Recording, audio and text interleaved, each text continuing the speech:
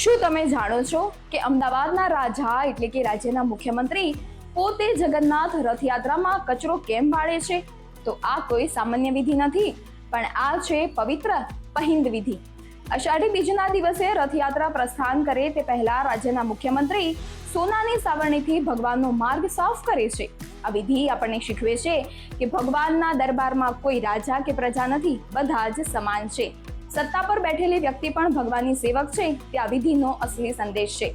યાત્રા આગળ વધે એટલે સૌથી આગળ હોય છે ગજરાજો. સૌથી વધુ શણગારેલા હાથીઓ વિઘ્નહર્તા તરીકે આખા માર્ગનું શુદ્ધિકરણ કરે છે. તેમની પાછળ હોય છે પરંપરાગત અખાડાના જાબાઝ યુવાનો, જે લાઠી અને તલવારબાજીના અદ્ભુત કરતબો બતાવીને આપણી પ્રાચીન ભારતીય યુદ્ધકળા અને યુવા શક્તિનું પ્રદર્શન કરે છે. હવે વારો આવે છે ભક્તિ અને જાગૃતિનો. અસંખ્ય ભજન મંડળીઓ કરતાલ અને પખવાજના તાલે આખા અમદાવાદને ભક્તિ રસમાં ડૂબાડી દે છે. તો બીજી તરફ હરતા ફરતા ટેબ્લો દેશભક્તિ, સામાજિક જાગૃતિ અને ભારતીય સંસ્કૃતિની સુંદર ઝાંખીઓ રજૂ કરીને લોકોને પ્રેરણા આપે છે. તો આ બધું મળીને બને છે આપણી અમદાવાદની રથયાત્રા, જ્યાં શક્તિ, ભક્તિ, સંસ્કૃતિ અને સમાનતાનો અદ્ભુત સંગમ જોવા મળે છે.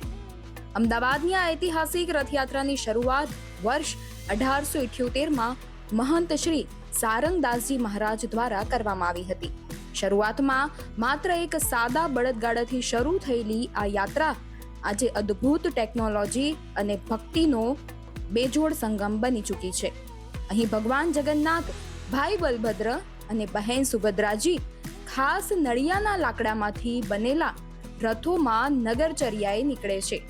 વર્ષો જૂની પરંપરા મુજબ આજે પણ ભક્તોને પ્રસાદમાં ભીંજવેલા મગ, જાંબુ અને કાકડી વહેંચવામાં આવે છે, જે ચોમાસાની શરૂઆતનું પ્રતીક છે.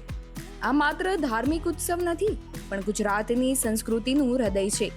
સૌથી વધુ શણગારેલા હાથીઓ, જાબાઝ અખાડાના યુવાનોના કરતબો અને ભજન મંડળીઓ આખા શહેરને ભક્તિના રંગે રંગી દે છે. આ યાત્રા કોમી એકતાનું પણ ઉત્તમ ઉદાહરણ પૂરું પાડે છે. અષાઢી બીજના દિવસે આખો રસ્તો જય રણ છોડ ના નારાથી ગુંજી ઉઠે છે.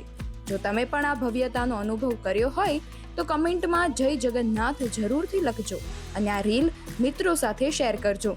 આવા જ ભક્તિમય વિડીયો જોવા માટે ખેડૂત પોથીની યુટ્યુબ ચેનલને સબસ્ક્રાઇબ કરજો, તેમજ ફેસબુક અને ઇન્સ્ટાગ્રામને ફોલો કરી લેજો.